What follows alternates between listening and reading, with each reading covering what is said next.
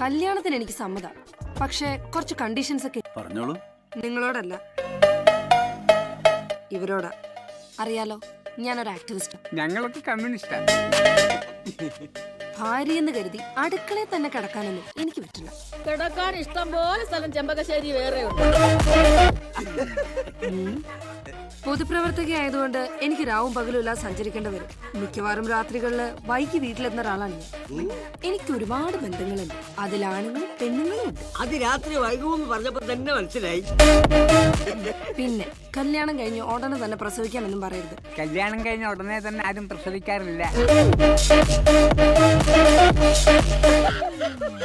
ഇയാളേതാ? ഞാൻ വിപ്ലവം വേലായുധൻ, CP-യുടെ ചങ്ങാതിയാ. കുട്ടി പറഞ്ഞ കാര്യങ്ങൾക്ക് അംഗീകരിക്കാൻ CP തയ്യാറാ അല്ലേ? CPക്ക് എന്തെങ്കിലും തടസ്സം ഉണ്ടോ? തടസ്സമുണ്ട്. ഇതൊന്നും അംഗീകരിക്കാൻ പറ്റില്ല.